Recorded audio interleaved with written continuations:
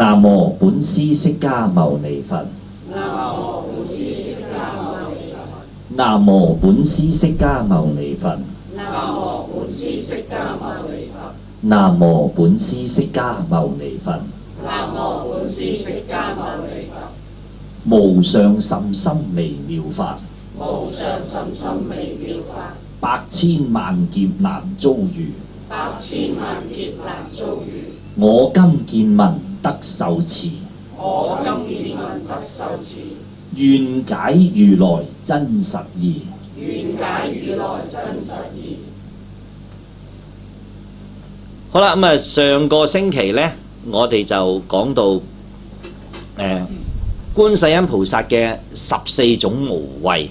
咁咧喺《妙法蓮華經》，我哋講完咗觀世音菩薩普門品呢，我亦都係講述咧呢一個喺《楞嚴經》當中呢，觀世音菩薩應釋迦牟尼佛講述佢過往面見觀世音如來，觀世音如來教觀世音菩薩修行呢個金剛三昧無作妙力，由聞思修入三摩地，終於證到圓通，成就咗兩種不思議功德現象。上合十方諸佛同一慈力，下合十方一切眾生同一悲仰，意味着色空圓融，上體會一切如來嘅心地，下合於一切生死眾生當中悲仰如來呢種心念，所以佢能夠上操佛嘅權行，下應一切盡虛空遍法界過去現在將來嘅一切眾生，種種嘅救度眾生嘅功德顯現呢，都能夠發揮咗出嚟。咁呢，亦都上一次亦都同大家講咗呢，點解佢能夠示現咁多身相？因為上合十方諸佛同一慈力。咁點解能夠救度一切眾生，令一切眾生遠離怖畏、遠離災難呢？因為下合十方眾生同一悲仰，而成就出14種無畏功德。呢14種無畏功德完全100%係為度生而成就。呢啲功德完全係合返觀世音菩薩過往生行菩薩道時候所發嘅慈悲大願，而產生微妙嘅妙用功德。呢度咧好簡單，再覆一覆少少啫嚇。一者就係話，因為觀世音菩薩過往修行禪定三摩地嗰陣咧，不觀其音聲，係只係觀者，因為連呢個觀嘅妄執都放下，先至能夠證得解脫。所以呢種解脫一切煩惱嘅功德力，當菩薩嘅名，眾生一念呢個菩薩嘅名，就掂到呢種功德力，能令彼十方苦惱眾生觀其音聲，即得解脫。第二個就係話，因為佢知同見合翻，旋服嘅意思啊，回復翻最本然清淨啊。知同見都唔起分別啦，咁解，所以一切煩惱冇能夠纏繞佢，所以令到一切眾生呢入於大火，火不能燒，因為知與見都能夠解脫，唔俾知見約束，所以當眾生叫觀世音菩薩嘅名嗰陣呢，觀世音菩薩嘅功德力加被，儘管眾生遭遇大火，而得呢種功德力免除大火嘅災難。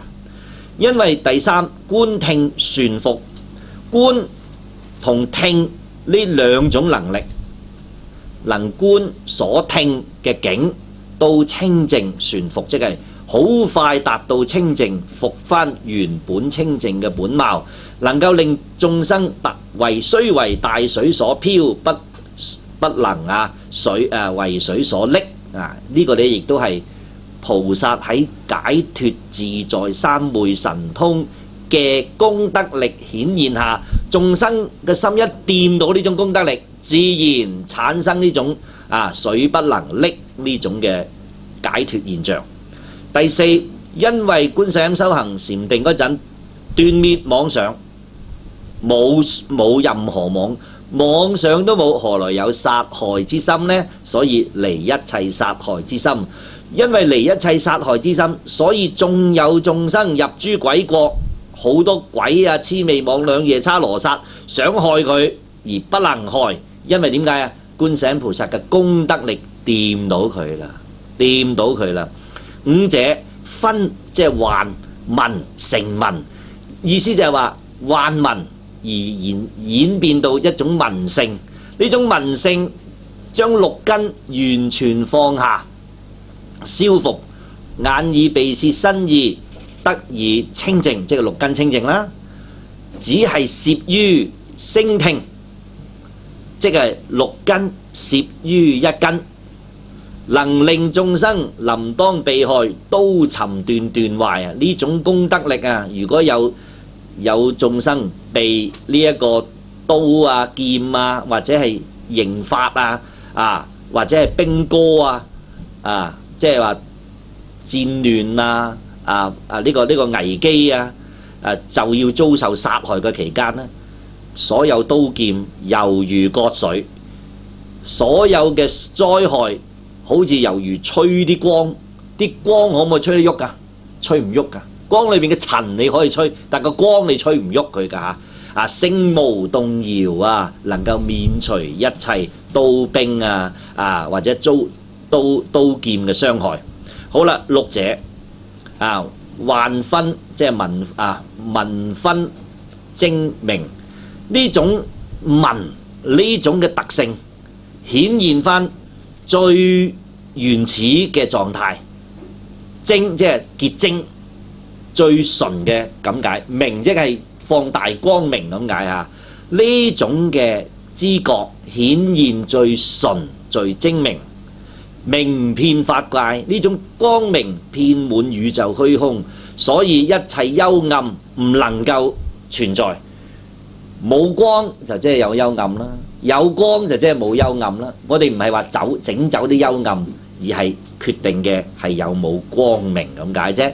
既然光明顯耀啦，能夠令一切眾生喺所有藥叉羅剎鳩槃荼鬼呢個皮遮舍皮舍遮富丹拿呢啲惡鬼呢啲種種嘅散病散災嘅鬼王咧，雖近其旁，但係目不能視，好似視而不見、聽而不聞，都唔知有人喺度咁樣即係隱咗形我哋叫做隱咗形咁樣唔見嘅目不能視，所以不能以惡眼視之就係咁解啦。因為點解咧？呢啲咁嘅鬼神咧，我哋曾經喺地藏經都講啦，有好多鬼王，佢話因為閻浮眾生行惡嘅關係致使我哋呢班眷屬遊行喺呢個娑婆世界都係惡多善少嘅。點解？惡警惡懲奸嘛，即係好似差人巡必咁樣係嘛？咁去到啲惡嘅地方，咁你梗係惡啦，係咪？梗係中意拉人搜身盤問咁但係你去到善人地方，啲差人會唔會咁呢？一定唔會喎。即係如是這般雖然有啲人呢喺啲惡嘅地方，但係當佢一念觀音菩薩，佢心一掂到觀音菩薩呢，呢啲惡鬼呢都睇唔到佢哋嘅。咁當然啦，你話惡人點解又會念觀音菩薩？咁惡人都有佢因緣嘅，係嘛？咁惡人可能要受刑罰嘅期間呢，佢過往生有善因，你要有善因先至聽到嘅喎，有善因你先肯信喎，啱嘛？要有善因你先肯念嘅喎，啱唔啱啊？所以你肯聽聞，你得到聽聞，你肯信肯念呢，其實已經話俾我聽，你嘅條件相當唔簡單。你試下三樣嘢都唔夠嗱，你同佢講觀音菩薩佢唔單止唔念，可能仲鬧喎，係嘛？可能仲輕視喎。所以呢啲呢，亦都係如是因緣因為咁嘅緣故，稱念觀世音菩薩呢，惡神惡鬼都唔能夠用惡眼視之好啦，七者陰性元宵觀聽反入，即係話反入，即係其實所講嘅呢一段呢，都係同一個道理，即係精神。因為觀世音菩薩修行禪定嗰陣，聞思修由六根反照達到清淨，達到完全清淨呢，其實真係前面呢段嘅形容詞嚟嘅啫離諸塵網，能令眾生禁繫枷鎖所不能着，因為離塵網無綁着無縛着所以眾生雖有困縛嘅眾生，念觀音菩薩處處盡通，就咁解啦。八者滅陰元文，即係陰已經係唔染啦，冇心冇陰咁解。呢個文性已經達到圓滿啦，能夠遍生慈力，何況仲係上合十方諸佛同一慈力呢？能令眾生經過險道，賊不能劫啊！有啲好危險嘅地方，好多災難嘅地方，好多劫賊嘅地方，你念觀音菩薩，自然得到呢種免除災難嘅結果。九者文分離塵啊，因為呢種分文呢種嘅幻文呢，已經放下，離於一切塵勞所染於，不為色劫啊！色所不能劫啊！能令一切多淫眾生遠離貪欲。上次我哋都講過，多淫唔一定係男女嗰種淫，係擔着喺一切嘅享樂，擔着喺一切嘅呢種點講呢？係揮霍啊、車淫啊呢種呢，都叫做淫。意思就係遠離一切貪欲啊！上次我哋曾經舉咗個例，以前有個人好中意食肉啊，好中意飲酒啊，好中意食煙啊，好中意中意賭錢啊咁樣，咁呢啲都原來都係屬於貪淫淫逸。咁好啦，但係當你念觀音菩薩呢，冇幾耐呢啲咁嘅唔正確嘅習氣呢，好似慢慢唔見咗嘅。嗱，最叻改人呢，係叫不知不覺。即係意思就係我去影響一個人呢，我唔使教佢，嗱，你唔好咁啊，你唔好咁啊，你唔好咁啊，咁嗰啲呢就屬於下啲嘅方法，中嗰啲方法呢就啟發，高嗰啲方法呢，我影響咗你，你都唔知嘅，你冇噶啦，跟住我行。嗱，咁當然呢啲係最高噶啦，呢啲亦一樣啊。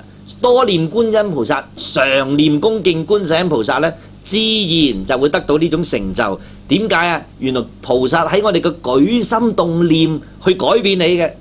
有乜嘢好得過你自己教自己啊？你自己慢慢知，喂，我唔應該咁做喎，係喎，咁你就改到噶啦。但係你幾時先生到咁嘅心呢？係咪啊？呢個就難啦。但係你多念觀音菩薩呢，你呢啲心呢就會成日出現噶啦啊！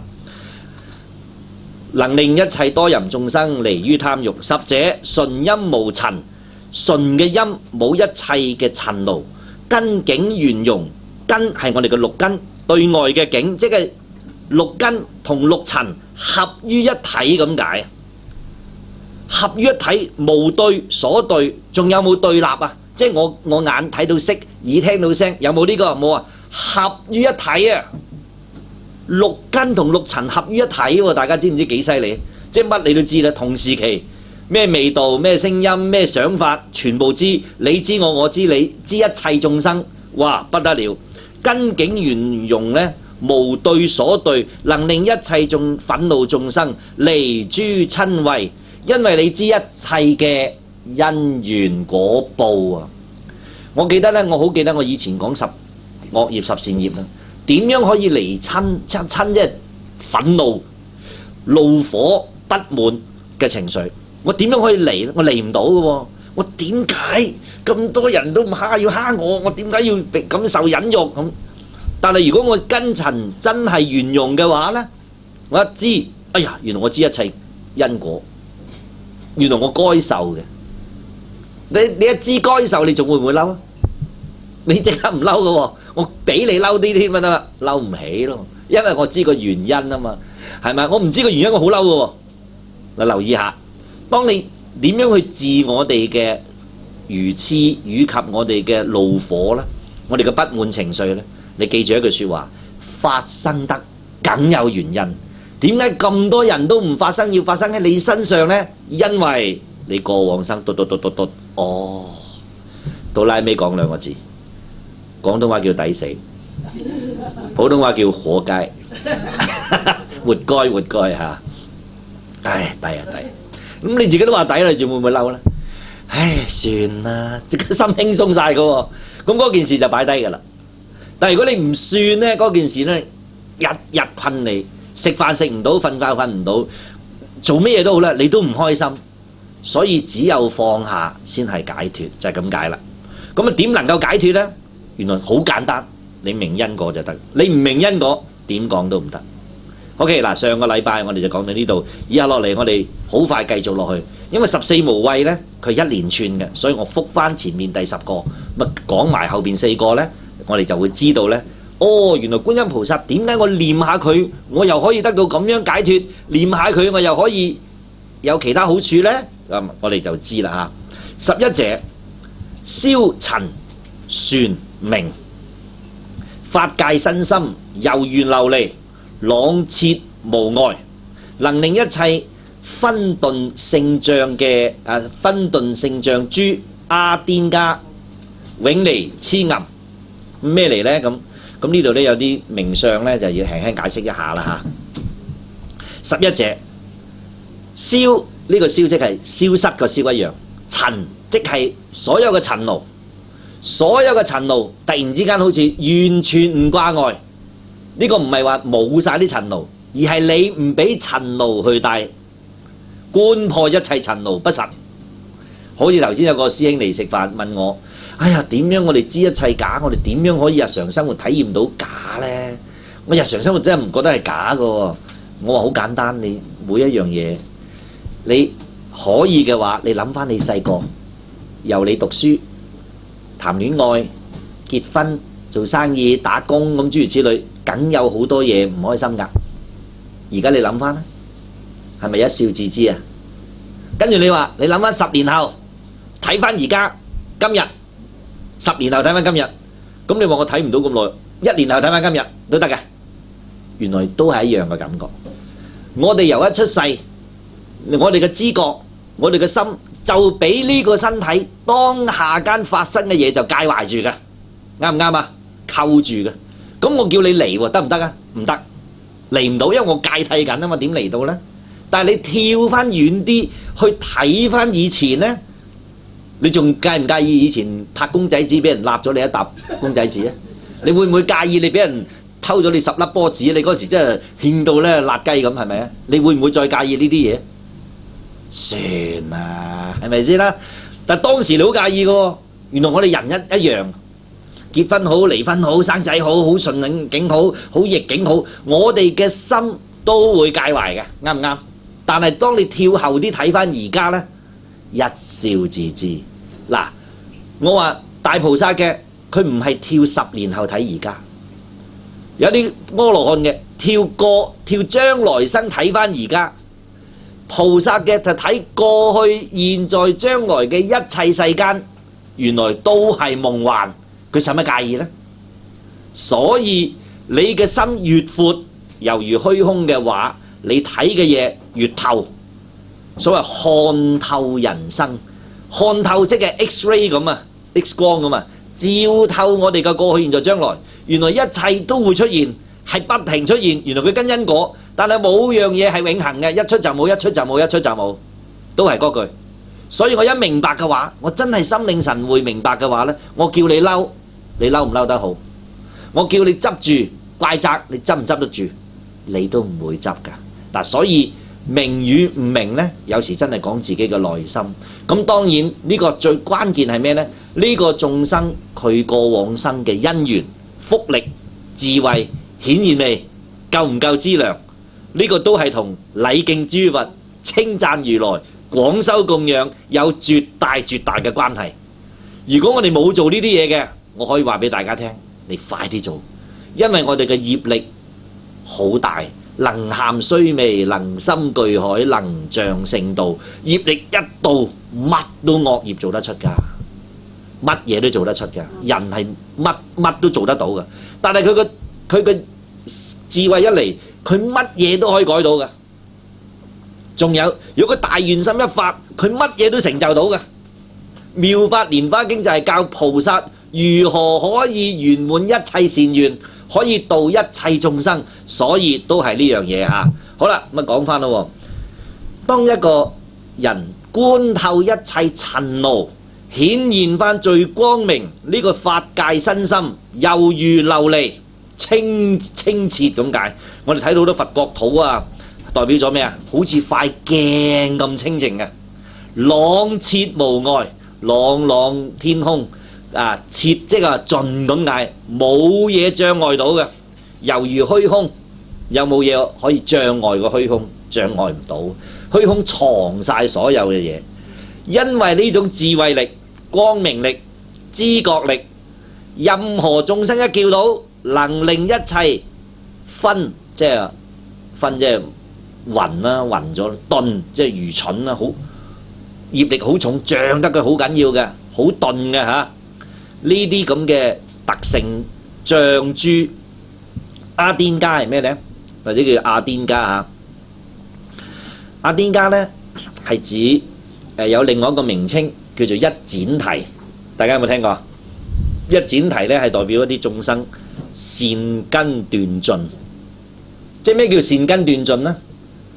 極度愚痴嘅人，愚蠢執着，痴即係執着，即係黐咗線啊！即係執住嗰樣嘢唔放，好愚蠢嘅，執晒啲錯嘅嘢，執到實晒，咁咪幾蠢啦，係嘛？咁你點呢？你同佢講所有好嘅嘢，佢全部排斥攻擊你添，將所有唔好嘅嘢全部執住當真，當係金科玉律，人不為己，天誅地滅，殺生打罵邪淫妄語，乜都做，無所不做，無所不做其極啊！用到盡。咁當佢嘅果報一嚟，善根斷盡嗰陣，佢仲有冇機會好呢？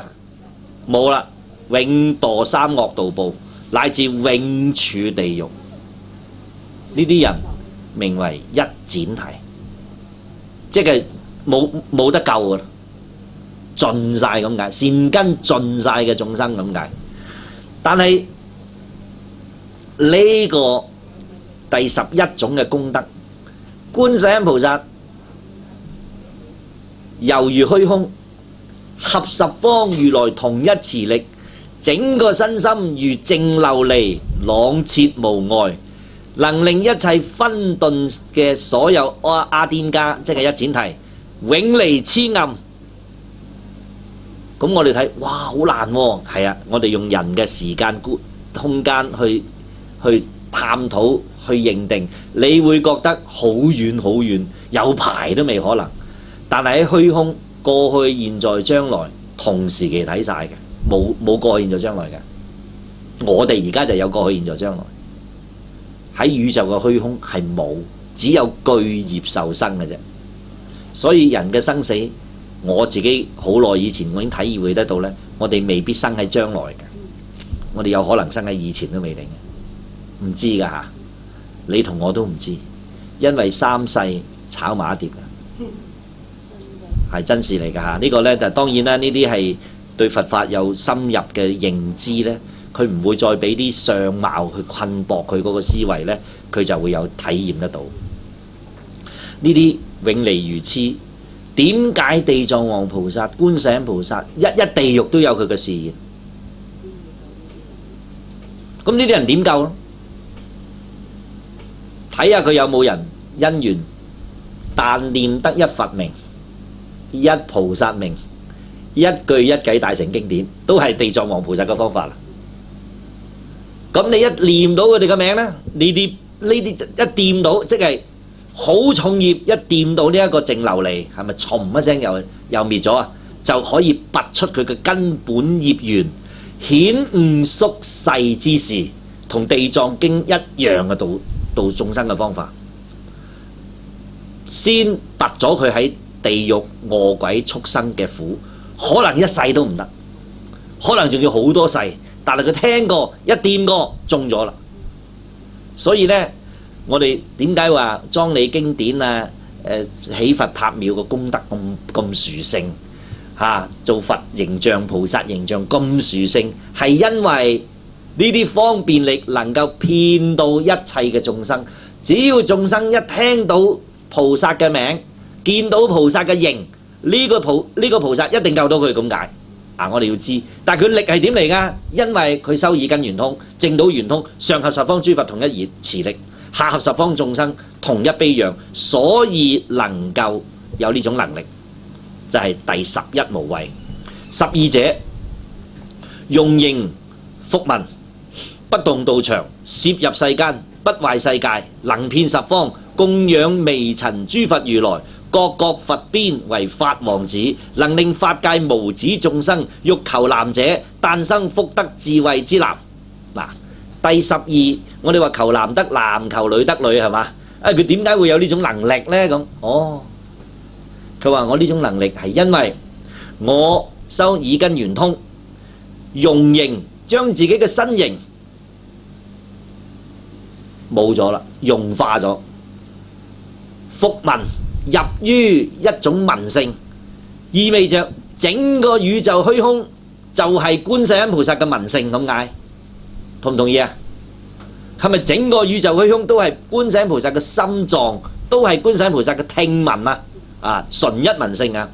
但係呢個道場有冇喐過啊？冇喐過啊，猶如虛空不動，不動道場。雖然不動道場，但係攝入一切世間喎，因為佢聞緊咩啊？聞緊一切世間嘅聲音，啱唔啱啊？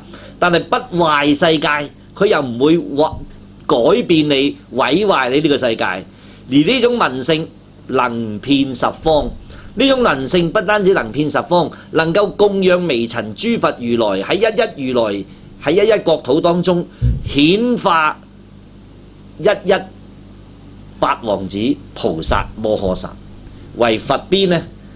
各國佛邊為法王子。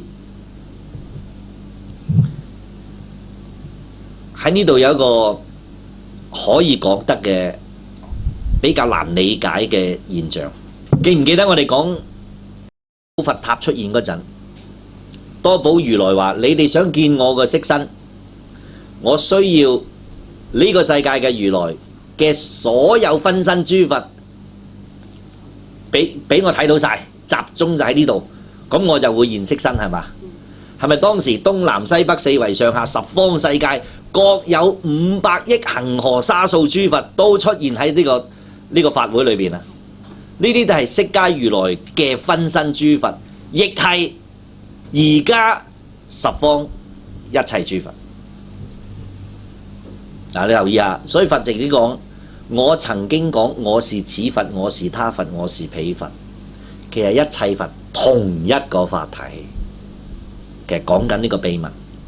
同樣啦，呢度觀世音菩薩點解能夠，記唔記得我哋講話佛對住無盡意菩薩講：若人盡形壽供養62億恒河沙菩薩、法王子菩薩摩薩，一生盡形供養衣食啊、樂具啊、用品啊、種種珍寶啊，呢個人同另一個人一時對觀世音菩薩嘅禮敬供養讚歎禮拜，是以人福正等無異啊，一模一樣啊！嗱，呢度亦都係解釋得到，因為觀世音菩薩修行耳根圓通，能夠顯現出寂滅嘅大定，佢嘅願力應化喺一一如來嘅身邊，做咩啊？行普賢行願啊！係咪稱讚如來禮敬諸佛啊？係咪廣修供養啊？係咪隨喜功德啊？係咪懺悔業障？係咪常隨佛樂？係咪請佛住世請轉法輪啊？係咪恒順眾生啊？係咪普皆回向啊？都係。所以一切如來有長子，彼名號曰普賢尊，佢又係叫普賢喎，因為個個菩薩都行普賢願。但係又係觀音菩薩啦，因為個個法王子菩薩都係聞聲救苦，能夠現一切身形。其實名稱雖異，功能如一嘅。點解啊？再話俾大家聽個答案，皆屬幻化。因為眾生係需要現呢啲相，所以咪現呢啲相咯。留意下，過去佛成佛等於虛空，現在佛成佛等於虛空，將來我哋在座每一個都成佛，係咪都等於虛空？其實有冇佛唔佛啊？冇。所以凡所有相皆屬虛妄，過去生不可得，現在生不可得，將來未來生不可得啊！三生不可得就係般若。所有十地以上嘅菩薩全部能夠安住於般若，啱唔啱啊？所以有冇理我他㗎？早已經觀破一切假象，唔喺當中去議論，只依願力應化而已啊！呢種叫做色空圓融，就係大乘妙法所講嘅妙法蓮花啦啊！好啦嗱，因為我哋簡單解釋咗，所以點解觀世音菩薩同時期亦係等於各國佛邊嘅法王子呢？因為佢哋嘅心如一嘅，能令法界無子眾生求男者誕生福德智慧之男。所有法王子菩薩摩訶薩係咪男相啊？係男相。所以呢種遍滿力能夠令到所有遍虛空嘅一切眾生求男嘅，你念佢，你會得男。嗱，你一清楚個原因呢，你就唔覺得係迷信。唉，乜你咁迷信啊？念下個觀音菩薩，你又話送個紙俾你啊？係咪啊？點解啊？你知點解？因為呢個菩薩過往生修行金剛三昧無作妙力，證得呢種三昧神通力，能夠現一切色身三昧，能夠令一切眾生拗見，能夠圓滿一切眾生嘅願望，所以冇一樣嘢佢做唔到㗎。OK， 好啦，呢度呢，誕生福德智慧之男。第13無畏啊，第13者，六根圓通，明照無異，含十方界，立大圓鏡，空如來藏，誠信十方微塵如來秘密法門，受領無失，能令法界無子眾生求女者，欲求女者誕生端正福德柔順，眾人愛敬有相之女。佢話第13種無畏，令眾生冇晒驚畏，圓滿眾生嘅願望啊！因為我過往由聞思修入三摩地，最後達到咩啊？六根眼耳鼻舌身意，連聞嘅聞性都放低，整個精神六根等於宇宙虛空啊！圓滿通，即係通達，冇嘢阻礙到嘅。明照光明遍照，冇兩樣嘢嘅。整個虛空一切眾生係一體，唔係話虛空還虛空，世間還世間。虛空世間係一體，過去現在將來係一體，一切生死成佛都係一體，咁叫做明照無異啊！含十方界，立大圓鏡，能夠顯現出好似個圓滿嘅鏡。鏡係咪有影咪有像咯？係嘛？冇影咪冇像咯。你咩嘢景，咁咪出現咩像咯？整個宇宙虛空好似塊鏡，係咪遍知過去現在將來一切因果顯現啊？都係幻起幻滅，幻起幻滅，幻起幻滅，幻起幻滅，好似塊鏡咁，一時間睇晒三世。而且仲有能夠將如來藏全部通達咁解，等於空如來藏呢，其實就話仲有冇嘢係唔通達噶？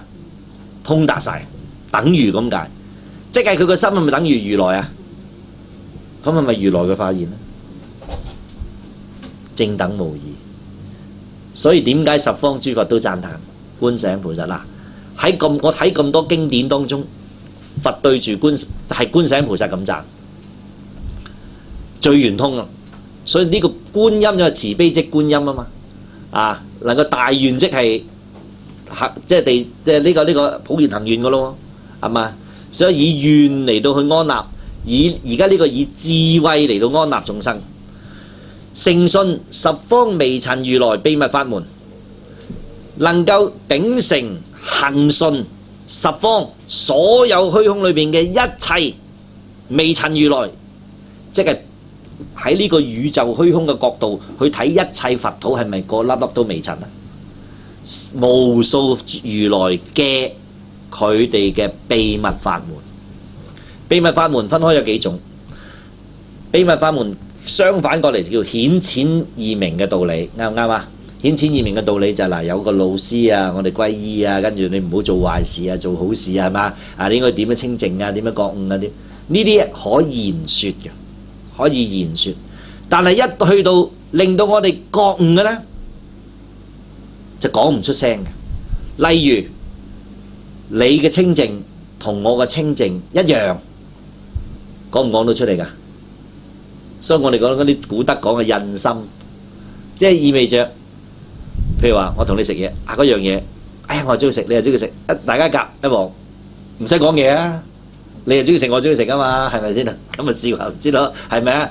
好啦，當你一清淨，對方個又咁清淨，咁你兩個先知嘅啫喎，第三者唔知嘅喎。嗱，呢啲個明為秘密，唔係佛要咁多秘密㗎你嘅，唔係。佢其實佛係乜嘢秘密都想公開晒，但係公開你明唔明呢？咁解啫嘛，公開咗你都唔明啊嘛，係咪先咧？咁所以呢，名為秘密，只係眾生一到個境地，你能夠引入之法。所有諸佛秘密嘅法，佢都通達，包括咩呢？印心、清淨、禪定、三昧，我哋所講嘅清淨法，好似杯水慢慢靜慮，任何過程佢都知咁解。嗱，呢啲屬於秘密啦。阿羅漢咁啊，證阿羅漢啦。辟支佛明一明兩個手妄執妄想，產生一切嘅嘢，跟住我一放低，即刻覺悟，呢個佢又知。所以漸悟頓悟屬於秘密法。再秘密啲嘅，而家呢個大乘妙法喺覺悟嘅基礎，安住三摩地，好似地藏王菩薩安住聲聞辟支佛地，已經圓滿清淨，唔染三世嘅幻象，但係喚起一切妙用，喚起一切色身，善一切世界啊！一世界善殺塵身，一身啊演繹殺塵法，哇！無量無量嘅法門，種種嘅秘密，菩薩嘅妙用，菩薩嘅示現，全部通達無礙。然後一切菩薩所發嘅願力，攝為真言，我哋叫陀羅尼，或者叫做總持，能夠相應一切眾生修行嘅境地，圓滿佢嘅願望，解救佢哋嘅苦難。嗱，陀羅尼嘅作用係咩呢？圓滿眾生嘅願望，能夠促令眾生印入三昧，能夠印入大悲，能夠發大誓願，行如來之法。你一念一句咒就可以達到呢種境地嘅，咁犀利嘅，因為呢句咒產生呢句真言嘅因緣係某某菩薩、某某如來喺佢行菩薩道時發咗個願，如果我成佛之後，我呢句説話，邊個眾生一叫到我就產生呢種改變。好似念阿彌陀佛係咪真言啊？係啊。係咪總持啊？總一切法持一切義啊？係啊。念呢個阿彌陀佛能夠得生淨土，將來究竟覺悟成佛，係咪不可思議度生嘅方法啦？呢個名為陀羅尼。嗱，呢啲名為一一嘅行願而產生出嚟嘅妙力，名為秘密法門，完全通達。任何個如來，任何個菩薩，任何個眾生，由凡夫地進入聖人地，聖人地得解脫地，解脫地證菩薩地，菩薩地入於佛地，所有嘅過程全部一清二楚，即係話誠信十方如來嘅秘密法門，接受如來嘅秘密法門，接受領取咁解。有冇失過？冇失嘅。經過佢說話講出嚟，一定合於十方如來所教，唔會偏唔會歪，能令法界無止眾生，因為能夠圓滿一切眾生嘅願望嘅緣故，令到眾生冇仔女嘅欲求女者，佢唔中意仔啊，佢中意女。我成日都問，點解你中意女呢？有啲中意男啊，中意男嘅，有咩繼後香燈啊嘛？咁啊，中意男丁梗係好啲啦。有啲唔好啊，男嘅冇啲女咁細心，又冇咁啲女咁孝順啦。咁啊各有喜惡啦，係咪？好，為圓滿眾生嘅願望故，能夠隨其所求圓滿佢哋嘅願望。所以我哋多念觀世音菩薩所願啊，所求啊，好快圓滿，能夠誕生端正福德柔順啊，誕下生產到一個好端正，相貌好端正，福德好圓滿，好柔順。嗱，柔順呢，其實呢係美德嚟嘅。我感覺呢，香港嗰啲人而家好似越嚟越唔柔順，啱唔啱啊？我有啲咁嘅感覺。原來柔順係美德嚟㗎，因為有個品格夠嘅先識得柔順。你話我哋人人可唔可以粗魯啊？可唔可以好惡毒啊？乜都得㗎喎，其實。咁咩人先至識得柔順呢？佢即係話佢好尊重自己，好愛護自己，好識尊重人、愛護人嘅人就會柔順啊嘛。柔即係柔和，係嘛？順即係順，能夠順應住一切嘅因緣，適應而唔起煩惱嘅，咁叫柔順啊嘛。係嘛？咁啊，所以話相夫教子啊嘛，三從四德呢呢個係柔順嘅表現，係我哋人類嘅品格當中咧優美最優美嘅表現啊！所以我哋會知道咧，修行人你睇佢點樣去分嘢咧，佢有幾樣嘢。第一，如果個人好硬、好強，甚至乎好唔理人嘅，咁呢個咧就係覺得佢嘅修行咧可能係啱啱起步。咁我哋當然要接受佢啦，影響佢啦。但係你會見到一個人咧，佢話佢做咩都咧，都為對方設想。人哋講一啲唔好聽嘅説話，佢都唔介意。啊，好難嘅喎，即係好似打太極咁係嘛？四兩撥千斤。嗱，佢唔入喎，即係佢雖然佢難堪，但係佢哋唔會傷到佢嘅，因為佢唔接受啊嘛。但係佢又唔會介意你。啊，呢樣嘢咧就真係好高智慧同埋好有內涵嘅人咧，先能夠表現得到。佢話嗱，當觀音菩薩賜一個咁嘅女兒俾你咧，呢啲完全係會具足。眾人愛敬，一見到佢就好尊敬佢。哎呀，你個女好靚，哇！你個女好乖，好錫佢嘅。咁啊，年紀長大嗰陣咧，哇！去到邊度咧，佢講一句説話，係啦，好好啊，我聽你話，自然得到人哋嘅愛戴同埋尊敬嘅，有福有相之類啊，有一個好端莊啊，好嫻熟嘅相貌啊。呢個就係第十三種嘅無畏功德啊。第14者啊，14者，此3000大千世界100億日月，現住世間諸法王子，有62恒河沙數，修法隨範，教化眾生，隨順眾生，方便智慧各各不同。由我所得圓通本根，法妙耳門，然後身心微妙含用，周遍法界，能令眾生持我名號，與彼共持62恒河沙諸法王子，二人福德正等無異。好啦，嗱呢度就解釋晒啦。點解頭先即係喺《妙法蓮華經》講，釋迦如來同無盡意菩薩講，供養62億恒河沙法王子菩薩摩訶薩，同一時禮敬觀世音菩薩讚歎供養嘅福德正等無異呢？解釋翻點解咯？好啦，聽下點解先啦。佢話第14種無畏，喺而家呢個3000大千世界有100億日月，100億天下咁解。佛講話呢個世界一天下只得我一個如來，即係一日一月為一天下，即係一個太陽系，100億太陽系咁解啦，啱唔啱啊？咁係咪合翻我哋而家你睇過嗰啲天文乜乜座乜乜座乜乜星系乜乜星系係咪啊？有幾多星系話？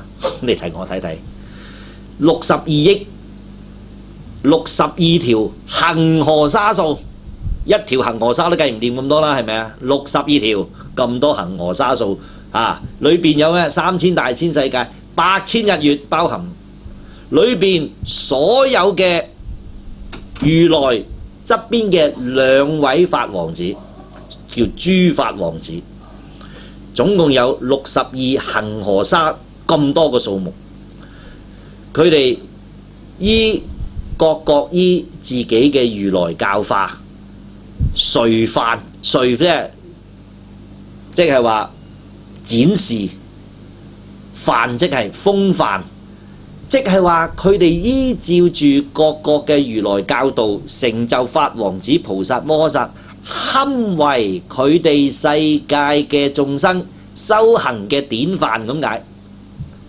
隨即係好高展示出嚟叫隨啊，範即係儀範，佢哋嘅表現咁解。嚟到做咩啊？教化眾生。觀音菩薩、文殊呢個大勢至菩薩喺極樂國土係咪依阿彌陀佛法門教化眾生？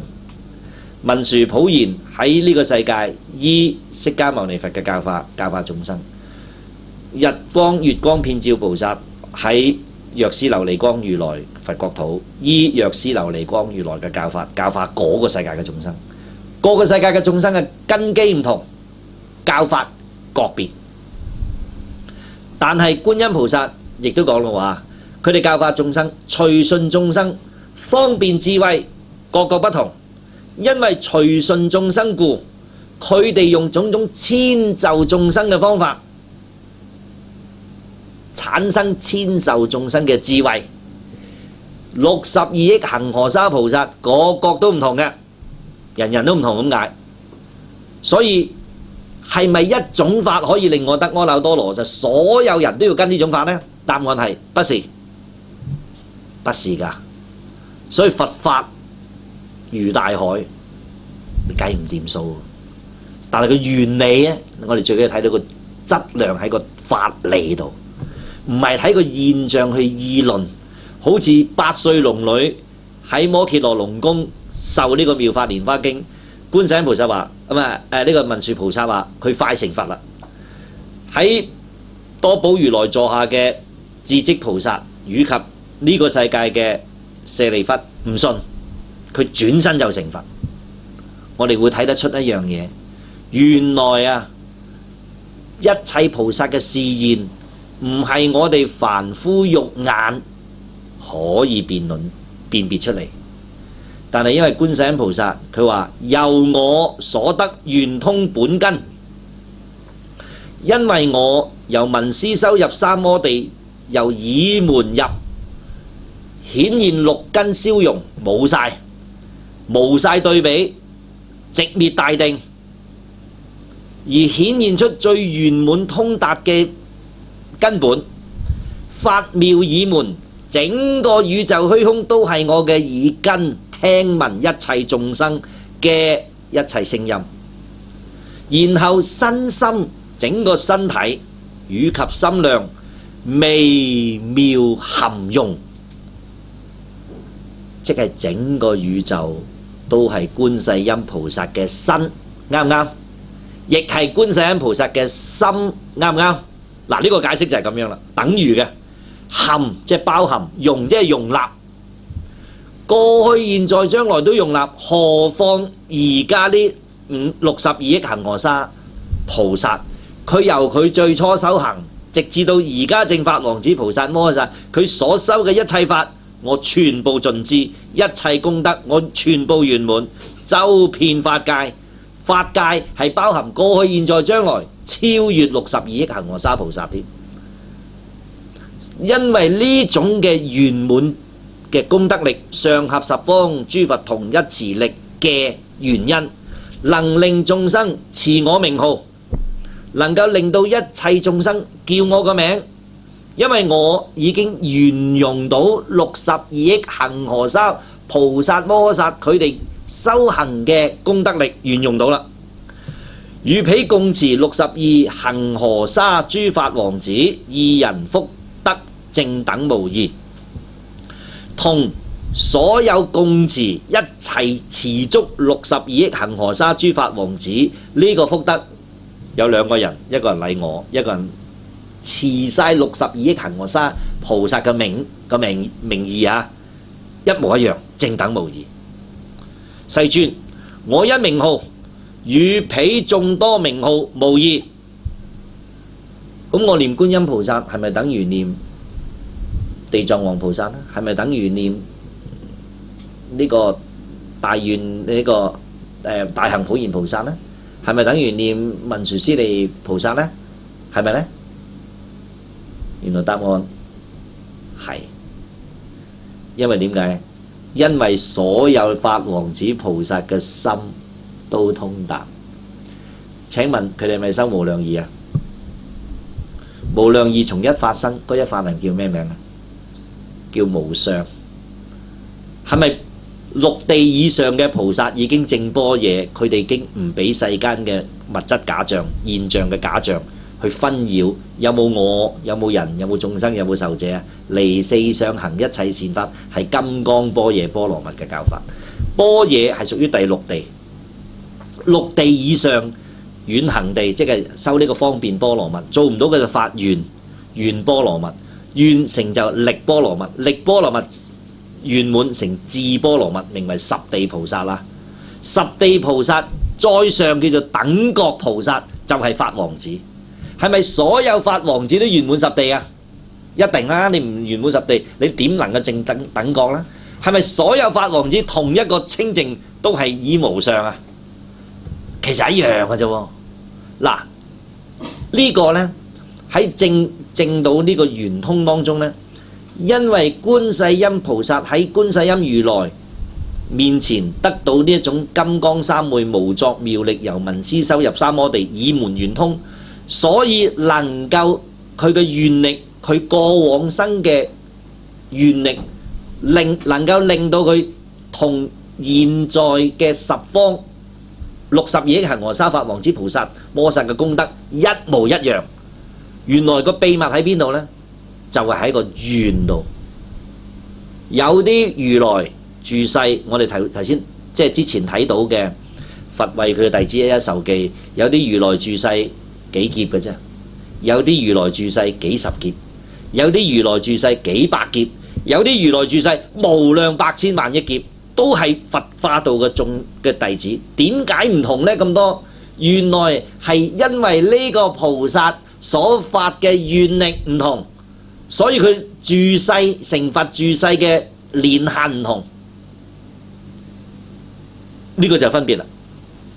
點解呢個觀音菩薩會得到佢嘅智慧、佢嘅功德、佢嘅福德力，完全等於62億恒河沙菩薩，亦係話出咗咧呢個觀音菩薩過往生行菩薩道時，因為有啲經典記載，呢個觀音菩薩過往係正法明如來，倒駕慈航，發願在示現觀世音菩薩嘅身上。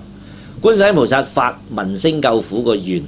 虛空界盡，眾生界盡，眾生業盡，眾生無盡啊！虛空無盡，呢個菩薩嘅願無盡，即係普賢願啦，亦係聞聲救苦個願。眾生不成佛，誓不取正覺，啱唔啱啊？所以呢種力量大啊！因為好多時候呢，有好多眾生，有好多菩薩修行呢，佢個願呢就係我攝取佛國，經過我度嘅眾生就會生喺我國土。咁呢啲如來嘅願呢，因為個願度眾生嘅力量係有個時限喺度，所以佢出現緊嘅力量呢，亦都係有一個限度。咁點解會出現咁呢？如是因如是果，呢個同眾生嘅過往生嘅生死、過往生嘅修行、過往生嘅願力，所以形成出菩薩如來喺成等正覺嗰陣呢，有唔同嘅差異嘅現象，原來一都係同道生嘅因緣有關。咁點解佛要讚歎觀世音菩薩呢？因為佢係一切菩薩嘅表者，佢同地藏王菩薩同釋迦牟尼佛都係出於一個願。呢個秘密就係咁啦嚇。但係示現出一個如來兩尊菩薩，名為娑婆三聖。因為點解呢？佢哋嘅願專門到最苦極惡暴類嘅眾生，所以你必須要有大嘅能力，你先可以度到佢嘅。普通菩薩度唔到啊！普通菩薩只係諗死啦，點算啊？咁就停喺度噶啦。但呢啲菩薩咧，叫佢名咧就應到噶啦。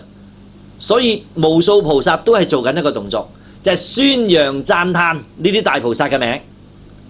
所以點解佛喺地藏經要叫觀世音菩薩，你要普告行沙諸國土，將地藏王菩薩喺宇宙虛空利益一切人天因果福德之事，要話俾整個宇宙虛空所有嘅眾生聽，一聽到就得救啦，得救啦。咁同樣啦，如果我哋喺呢個世間或者喺將發願行菩薩道嗰陣，宣揚讚歎觀世音菩薩得唔得？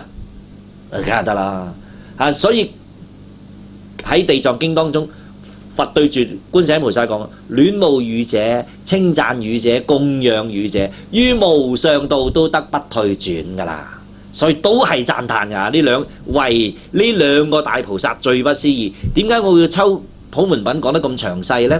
佢亦觀世音菩薩普門品亦都係喺大乘妙法蓮華經當中呢嘅表者。但係因為大乘妙法蓮華經係一個受記嘅經。真正嘅修法啦，喺無量已經講晒。咁我喺呢度呢，所以就再融合呢個耳根圓通，因為耳根圓通係講緊修由一個凡夫地進入聖人、進入菩薩地個境界呢，話俾大家聽。咁你幾種嘅再對比之後呢，你就會更加清楚，原來我依妙法蓮華經修行呢，其實你拜一個人為師都好夠。大家知邊個啦？即係我老師咯。我而家就明白點解我會明白咁多佛理呢？因為我識得揾個好老師。所以啲人話：喂，你可唔可以介紹個老師俾我？我介紹你識啊，呢個係啊。你要真係拜佢為師喎，你唔好我見唔到佢你就唔信，我見唔到佢你就亂咁講，咁唔得㗎喎。你要真係當見到佢喎，你真係求佢，佢真係圓滿你嘅啊。好啦，我哋繼續咯。因為我修行呢一種圓通，令到我一名號與彼眾多名號無異，冇分別嘅。由我收集得真圓通，是名14施無畏力，福庇眾生。因為我修行一種方法證咗圓通。頭先有師兄問我如何修證圓通，咁除咗可以參考將來我講嗰個禪定大乘禪修體驗營，咁同樣你問呢個老師得嘅。你問我，我未必有最圓滿個方法俾到你，最啱你嘅方法應該講下。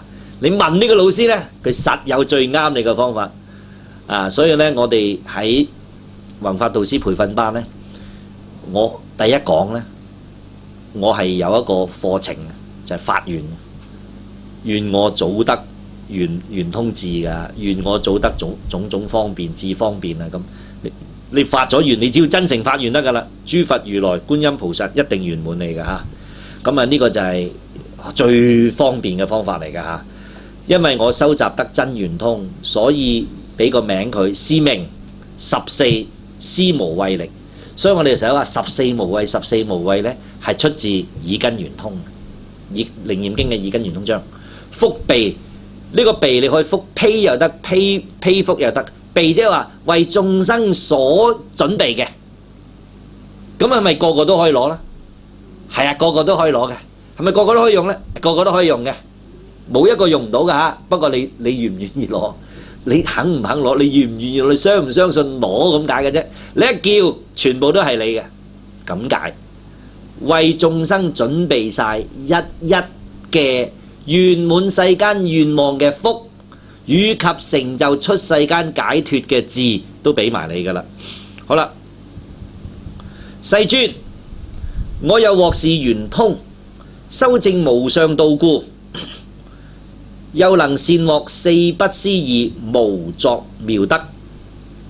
嗱，呢種呢喺耳根圓通當中呢，當觀世音菩薩講完14無畏呢，佢話因為我證到呢個金剛三昧，入到呢個神通，我仲有4種不可思議嘅微妙功德力。佢話我證到呢個圓滿通達嘅知覺清淨相貌，修證無上道故，為成佛究竟阿耨多羅三藐三菩提嘅目標緣故，而廣利一切眾生，又能善獲，又可以令到我善，即係好圓滿地、好正確地獲得4種不可思議嘅無作妙德。無作即係話我唔需要，哎呀，我見到佢咁啊，我諗一諗，我做啦咁，唔使嘅。嗱，唔使做嘅喎。嗱，你叫我好啦，我咪俾你啦。你叫我攞錢啊，可能你幾多錢啊？我俾你啦咁嚇。你叫我俾嘢你食啊，俾嘢你食啊，我睇下我煮啲餸俾你食。咁我要做噶嘛，係咪先？佢個秘密喺邊度咧？唔使做，唔使做，一念就應噶咯喎。係咪拗晒頭啊？點得咧？呢度解啊！呢度解俾大家聽。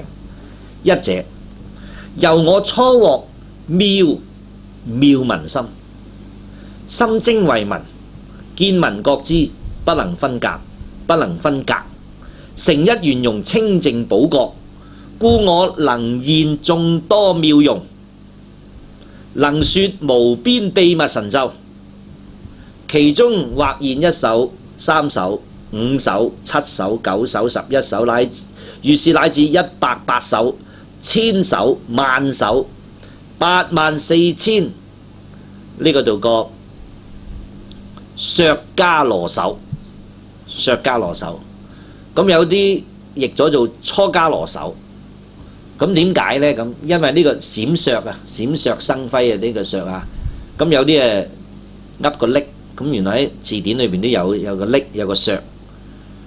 咁原來呢，普通話呢，爍迦羅手，爍咁就整得兩整呢，就急咗削迦羅手，索迦羅手咁爍下。咁呢個其實係個爍字嚟嘅嚇，削迦羅手。解堅固咁解，好堅固嘅。2臂、4臂、6臂、8臂、10臂、12臂、14、16、18、20至24臂，那如是乃至108臂、千臂、萬臂、84000母陀羅臂。2目、3目、4目、9目，如是乃至108目、千目、萬目、84000清淨寶目，或慈或威或定或慧，救護眾生得大自在。好，呢個第一種無作妙力，唔使做嘅嚇。好啦，咁啊點解現千手千眼都解埋啦？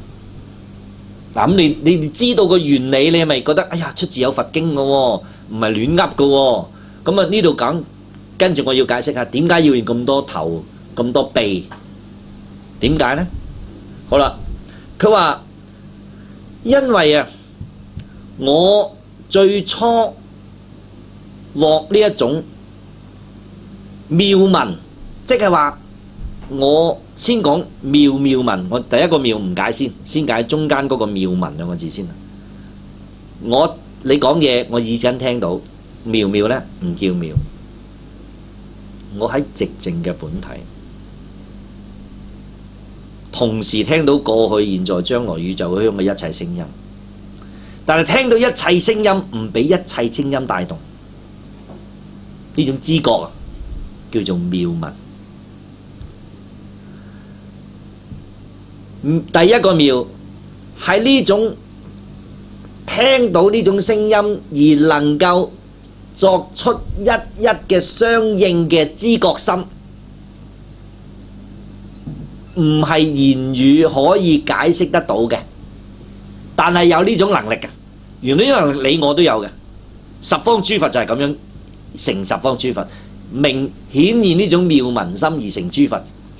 好似我哋所講，釋迦如來喺菩提樹下，連生死都放低，修行放低，但係度眾生嘅願未放過，咁先得喎。我乜都放低啦，連願都放埋啦，咁就唔得嘅。佢度眾生嘅願，驅使佢放棄一切，到拉尾我唔起座，儘管我死，我都唔起座。請問佢有冇放過佢度生嘅願？冇啊！但係佢對於一切嘅生死、自我嘅一切所有物，全部唔染。所以當佢覺悟嗰陣，一剎那間，佢身心完全等於虛空，所有嘅嘢佢見聞覺知，等虛空遍法界，無所不知，盡知一切真相。我哋叫呢種覺叫做無上正等正覺。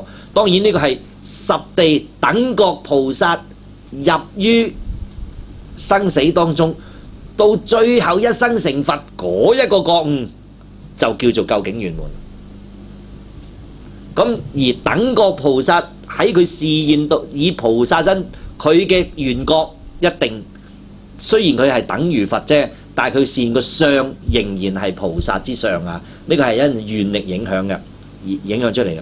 佢話咧，呢種係微妙嘅妙聞心，好微妙嘅妙聞之心，心精呢種心嘅最精結。慧聞成日俾啲字嚇親啊，實在幾難解。其實就唔係咁難解。咩叫慧啊？慧即係慧失，即係意思係咩啊？佢唔係慧聞，佢心精離聞咁就得啦。咁你明唔明啊？即係我哋嘅精神啊、心性啊，佢最精結而無染一切聞咁解啫。但知喎，有文係咪有我喺度聽聞你啊？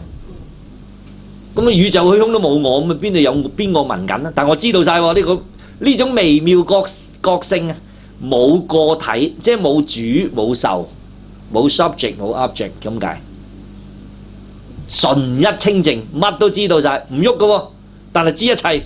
呢種知覺好難解釋啊，係嘛？但係大家明唔明啊？都明喎啊！咁啊 OK，咁啊多謝如來。我哋因為係好難解㗎。如果我就咁我逐句文字去講個解釋俾你聽呢，你係領會咗第二樣嘢嘅。啊，我唔想喺文字裏邊，因為文字係表達個意思，我要將個實意話俾大家聽。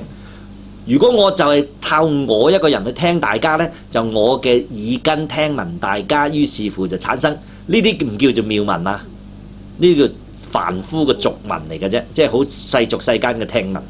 妙聞嘅意思係，因為我已經由聞思修入三摩地，六根反照，完全清淨，到最後連自我嘅執着都冇晒，整個宇宙虛空純一聞性，而呢個聞性係唔染嘅離聞啊，唯聞。心證為聞，即係精神心量等虛空變化界，所有聞嘅嘢係唔再喺當中起分別，染喺當中議論冇嘅。但係乜都知，見聞覺知，見睇到，聽聞感覺知曉，全部一剎那間圓滿晒嘅。唔係我琴日見聞覺知，今日見聞覺知，聽日見聞覺冇噶啦。整個虛空就係你嘅見聞覺知，係咪乜都知咧？係咯，不能分隔。有冇琴日嘅今日嘅聽日嘅上世嘅今世嘅下世嘅冇晒㗎？成一圓融清淨寶覺，整個宇宙就係觀世音菩薩嘅清淨寶覺。跟住我再講，係咪廣大圓滿無礙大悲心？其實一樣喎，係咪啊？嗱，今日拆晒俾大家聽。點解我話呢幾講好重要？如果你禮敬觀世音菩薩，你能夠嚟聽得都係佢安排，要話俾大家聽。我而家將佛經裏面記載觀世音菩薩嘅真正嘅面貌拆開俾大家聽。你睇到嘅係相，你見到嘅係畫，係菩薩像。真正我哋係掂住佢個心嘅，你諗緊乜佢即時知嘅。咁解嚇。佢話呢，因為我見聞覺知，成一圓融圓滿融匯一切清淨嘅如寶貝一樣嘅知覺，遍滿虛空。既然遍滿虛空，十方眾生一念我就現到身嘅，乃至過往生、現在生、將來生，宇宙虛空一切世間一切眾生一叫我就能夠現身嘅。咁解，故我能現眾多妙容，我喺當中能夠展示顯現一眾多。咁要幾多啊？咁有幾多菩薩？有幾多眾生念觀音菩薩？有幾多過去曾經同觀世音菩薩種過善根、顯過因緣嘅？你話有幾多？無數啊嘛！所以我能夠喺一眾生相應佢哋，記唔記得我成日講啊？千億萬個眾生一齊念，佢一齊喺呢個心度回答你嘅。點解啊？無作妙力，記住佢冇做過嘢嘅。點解呢個無作妙力嘅？願力，用願，以願為用，所以聞聲救苦啊嘛。聞聲救苦係願嚟嘅，你一念就救到苦，就係果嚟嘅。因為相應菩薩呢個慈愛嘅心，所以冇慈悲有冇力啊？一啲力都冇。一個阿羅漢，一個辟支佛，佢睇到你慘，佢救唔到你嘅，佢冇力啊嘛。點解觀音菩薩有啊？佢分修翻嚟啊嘛，佢過往生累劫，哇，恒河沙願，恒河沙生死，生生世世發大願，所以呢啲願回向全部喺普賢十願裏邊嚟嘅。禮敬諸佛，稱讚如來，廣修供養，懺悔業障，隨喜功德，跟住點啊？請佛住世，請轉法輪，恒順眾生，常隨佛學，普皆回向，恒順眾生，然後將所有功德普皆回向咁樣嚟嘅。你唔回向有冇力啊？冇力嘅。嗱，普賢行願能令一切大乘菩薩成就一切無盡如來功德海，呢啲咪功德海咯？功德海係體用相照。咩叫體啊？體係般若清淨體。用係咩？慈悲嘅妙用，能夠圓滿度生嘅一切能力，你係具足嘅。呢個就係由大悲心產生出嚟嘅力量咁解。能夠現出一切嘅妙用，即係相應見乜嘢樣，佢現咩樣俾你睇。32應身咪啦，我哋之前講過啦。兼夾能說無邊秘密神咒，點解可以講到咁多秘密神咒啊？係咪頭先我哋講過得諸佛秘密法門啊？咁乜嘢秘密佢都知啦。佢點解要同你講啊？因為你過往生有呢個因緣，禮過呢個佛同呢個如來嘅願，咁佢咪為你講呢個如來嘅咒咯。禮敬過呢個菩薩，佢咪為你講呢個菩薩嘅咒。佢知你因緣啊嘛，明唔明啊？呢個好重要，所以佢所說冇錯冇謬，兼夾一定啱你嘅因緣，佢先講。多又唔會，少又唔會，啱啱好，一定食飽，好開心，即夠就算啦。咁一定要俾你嘅體會，咁亦都知道你會錯，亦都知道你幾時會啱。佢唔會改你，佢你要錯10次，佢唔會話變8次，唔等你錯。原來你錯嘅而家咧，你係修行緊嘅。所以菩薩嘅善巧方便不可稱説，唔係我哋凡夫用一個片段去計佢嘅價值觀，佢都未得嘅咁。我哋會計佢得未得嘅咁。我哋點可以測度如來嘅智慧？我哋點可以測度如來嘅方便？我哋點可以測度菩薩嘅示現？你點知道你眼前嘅人係咩人？你點知道隔離嗰個係咩人？我哋冇人知嘅。所以常不輕菩薩就係喺呢一個妙法蓮華經當中係一個展示，話俾我哋聽呢個係咩人。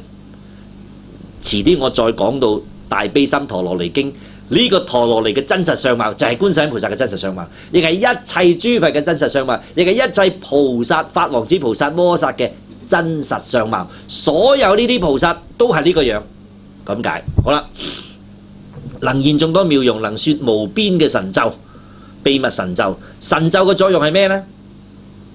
滅業、淨化。呢個眾生業好重，所以有好多災殃，所以有好多愚癡、執着、習氣，所以對於大乘經、對佛法唔能夠明白，唔能夠實踐，係咪因為業力？陀羅尼係咩啊？洗業嘅、滅業嘅嚇。所以我哋念陀羅尼嗰陣咧，除咗恭敬之外咧，應生大慚愧、懺悔心。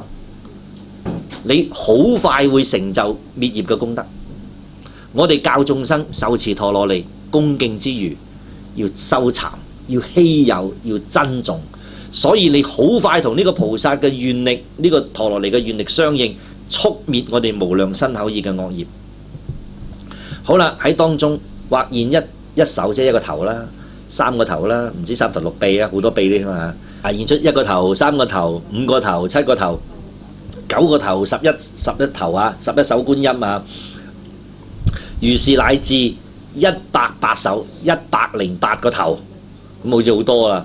原來仲有千個頭、萬個頭，84000呢個削迦羅手，即係84000，唔係真係84000，係形容多到哇84000，原來更多頭都得㗎。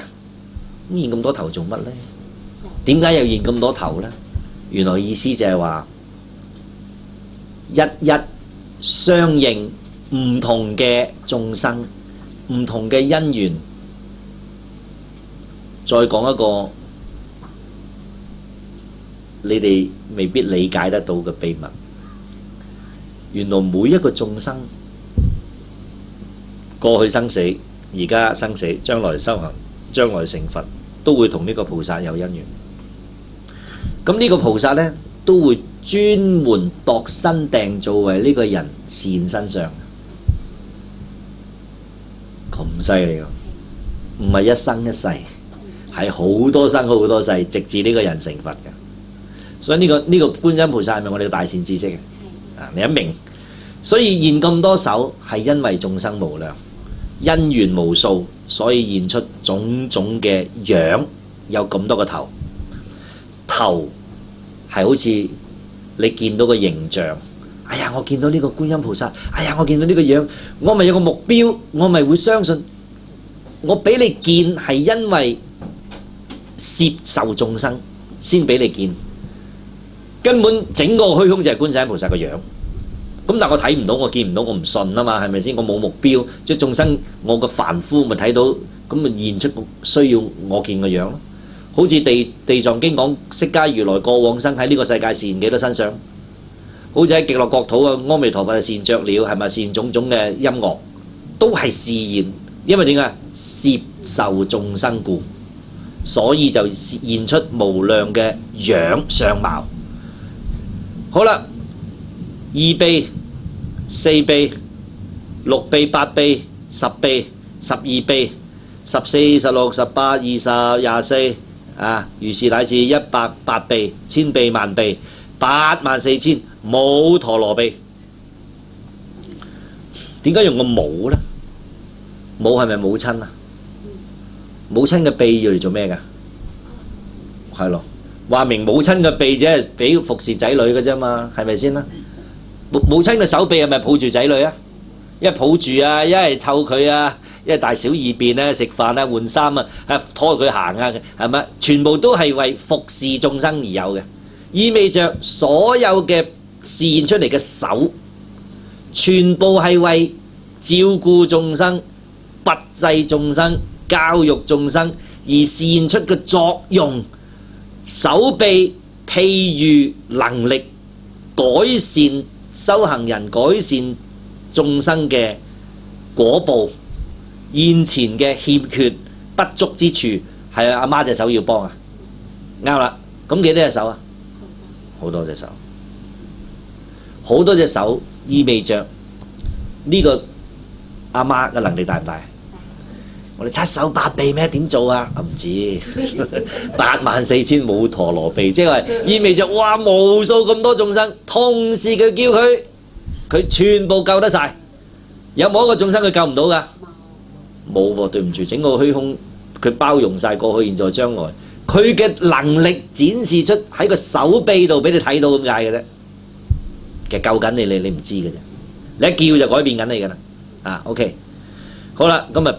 頭就俾你睇到啦，攝受你啦；手就直情係具體改變緊你嘅。你直情舉個例，你跌啦，哎呀，你唔該唔係，哎，原來喺個山度有啲跌唔死喎，點解咧？原來真係有手部逗住你嘅。咁當然呢種因緣唔多嘅，但係一定有呢啲現象，一定有呢啲現象㗎嚇。好啦，跟住講咯，目啦，眼啦嚇。2目、3目、4目、9目，如是乃至108目、千目、萬目、84000清淨寶目。目呢，即係眼。嗱，眼好重要。我哋喺一切眾生當中呢，眼同耳呢，呢兩根呢係最敏感嘅。譬如我聽人講我讚緊我，我知；鬧我，我聽到。係嘛？講我是非，我即刻知，係咪啊？係咪好敏感啊？隻耳仔、眼一樣喎，靚唔靚今日？好嘛？你照有眼根啊！我哋中意睇靚嘅嘢㗎嘛，係嘛？又中意睇到好嘅嘢，幾靚啊，幾好！一睇到唔好嘅，好肉酸，係嘛？我哋會厭棄，所以我哋個眼根好重視。仲有人與人溝通都好多時喺個眼啊！所以咧，我哋會俾一啲靚嘅嘢吸引。如果你係菩薩，你要去度眾生，你要展出一個身相，你係咪會用一個無論你幾個頭、幾多隻手，你同佢溝通，你攝受佢，係咪好多時我哋睇眼？好似我哋喺16觀經啊，即係觀無量壽佛經裏邊，佛講：哇，阿彌陀佛隻眼蔚藍色。好似4大海個海水，哇，清澈嘅，你睇落去，哇，諗下都覺得好靚，係咪嗰種啊？咁意味着呢，就係原來眾生與眾生之間呢個眼目交流呢好重要。佢話呢，我能夠以相應一切眾生。觀音菩薩唔係用眼根去攝受眾生，佢係用耳門聽。然後展示出個身相，最圓滿嘅相貌，最大嘅能力，最攝受眾生嘅眼目。咁呢啲眼目呢，有時好靚、好莊嚴，有時好慈悲，有時好有威嚴，能令暴惡嘅眾生攝嘅，唔敢曳嘅。佢唔係惡喎，留意下佢唔係惡啊，嗰種威嚴。所以呢種清淨嘅寶目，因為我哋以前做戲呢，其實最緊要就係眼。我以前做戲一做整咗個造型之後呢，我就對住塊鏡，我就淨係望自己對眼啫。我要令自己確信我係呢個樣。咁你就做戲啊，全部係眼神嘅。如果一個人做戲冇眼神呢，除咗佢做失明人啦，否則就唔好睇嘅。冇眼神唔好睇㗎嚇，即係個眼要有氣嘅，個眼要感受話俾你聽，我嬲啊、開心啊、唔開心。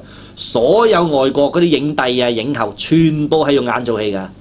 嗰啲眼係好靈巧嘅，所以眼咪靈魂之窗啊嘛，係嘛？所以好重要嘅眼，好重要。咁菩薩示現種種嘅目光，目的係攝受眾生、教化眾生。千手代表如來菩薩嘅妙用無窮，千眼係代表菩薩無所不知、無所不應，如對目前咁解。或示現出慈愛嘅眼神，或示現出威德嘅眼神。慈愛，爸爸媽媽見到仔女乖，係咪好慈愛？係咪啊？我將所有好嘢俾晒你，印應住你需要俾你。遇到嘢呢，嗱唔好啊，唔得㗎，或者眼神要有威嚴啊，係咪？呢種威嚴能令眾生捨棄惡習，斷絕惡行，或定或慧。眼神係定嘅，眼神係充滿智慧，定能夠影響眾生定，智慧能夠開啟眾生智慧。嗱，佢唔係要炫耀自己啊，全部度身訂造嘅，千億個人一齊叫，千億個人見到個樣都唔同啊，係由心去招感翻嚟見到個相貌。所以啲人話：我見到個觀音咩樣？我見到個觀音咩樣？原來個個睇未必一樣，因為菩薩係相應眾生而現出個相貌㗎嚇。或慈或威，或定或慧，救護眾生。咁喺好多佛典記載呢，即係觀音菩薩如慈母啊，去愛護眾生。所以一般呢，我哋中土嘅觀音像呢，都好似慈母嘅樣。佛經記載觀音菩薩善男子，所以法王子菩薩都係男身嚟㗎。但係因為佢現乜嘢身都得㗎嘛。咁喺五濁惡世係咪我哋個個都病人呢？個個都病嘅，貪嗔痴病到萬而見啊，好緊要。咁所以菩薩現白衣，慈母啊，嚟到去針對住呢個惡世嘅眾生，做咩啊？救拔嘅工作，未係教化。教化嘅樣係點嘅樣啊？喺極樂國土見到個觀音菩薩就唔係咁嘅樣，係瓔珞莊嚴、威德自在。你一見到佢，因為個個人都正定啦嘛，啟發大悲，顯現阿耨多羅三藐三菩提心。我要好似你咁，我要成佛，我要成佛，我要成就你咁嘅功德莊嚴。所以佢個相唔同噶，喺一一世界現一一身上各有不同。好啦，做乜嘢呢？或慈或悲或定或慧，都係做緊救護眾生。救即係救拔，護即係維護你。點解維護係？驚你修行行歪路，喺你修行無上道守護你，唔俾你行錯，咁解得大自在。咩叫自在啊？唔受嘢困擾嘅。譬如我哋人世間受病痛、受貧窮、受求不得苦，係咪啊？好多愛別離苦、怨憎會苦，好多嘢困擾你，自唔自在呢？唔自在。喺我人世間當中，我樣樣嘢都苦鎖唔到我嘅，或係我嘅客觀環境因素，自己改造我因果，嗰啲苦咪唔見咗咯，啲福咪嚟晒咯。喺我主觀因素，我唔怕苦，因為點解？如夢如幻，咁我唔怕苦噶咯，我明因果我就唔苦噶咯，即係我明因果我受緊苦當中，抵死咁就得咯。好似我以前釣魚啊嘛，殺生啊咁，我而家周身痛，我一痛嗰陣，本來好痛喎，痛到好煩嘅喎，哈抵死！啊，嘆下先，啊真係苦得，哎呀好過癮，唉抵苦嘅，唉咁你又唔覺得苦係一種煩惱喎？其實人個個都有逆境嘅時間㗎嘛，個個都有唔順境嘅時間。你一諗通嗰啲，變成係你嘅反思嘅動力、修行嘅動力嚟嘅。我哋要正面嘅人生呢，就係喺佛法當中啟發我哋。因為我哋唔俾佢綁，名為自在。咁呢個係世間嘅自在，唔叫做大自在。將我哋嘅身口意惡業，將我哋嘅眼耳鼻舌身意，將我哋嘅五蘊色受想行識，完全唔受自己嘅妄想、眼前嘅景物嘅心願啊，種種嘅煩惱纏繞嘅，全部回歸清淨，一剎那間，砰冇晒。呢個名為得大自在，正般若正圓通，名為得大自在。意思就係話，我現咁多頭，咁多隻手，咁多隻眼，或持相，或威相，或定相，或慧相，做乜嘢啊？4個目的講晒出嚟㗎啦喎，持威定慧都係守護眾生，做咩啊？令到佢哋得大自在，啱嘛？得大自在咪同佢一樣啊？咁觀音菩薩算唔得大自在？算咯，好似整個虛空就係佢嘅身身，知道晒宇宙一切。跟住邊個叫佢自然喺嗰度就出現，佢就救到佢。呢種叫無作妙力，佢唔使喐㗎喎。佢得㗎喎。原來個秘密喺個願度，佢發個願，如來一圓滿，佢就出現咁嘅真實相貌。好啦，二者由我聞思脫出六塵，餘聲導喚，不能為外。故我妙能現一切形，仲一一咒，其形其咒，能以無畏施諸眾生。是故十方微塵國土，皆名我為施無畏者。第二種無作妙力，妙嘅功德，就係話，因為我喺觀世音如來面前聽到呢個金剛三昧無作妙力，係由聽聞思維去修行清淨，放下解脫，終於圓滿嘅。佢話由我從聞思修到最後脫出六塵，唔俾眼耳鼻舌身意招緊翻嚟嘅色聲香味觸法去干擾我嘅受蘊，乃至想蘊，乃至行蘊，乃至識蘊，全部清淨。留意下，六塵六根清淨咁解啊！呢個聲音餘聲導喚，喚即係嗰啲牆啊，好似隔離我睇唔到隔離，譬如話我呢度咁樣，我中間起個籬笆，我睇唔到佢啊。阿師兄飲茶嘛，咁唔好係啦，咁個聲音可以導過去咁解下。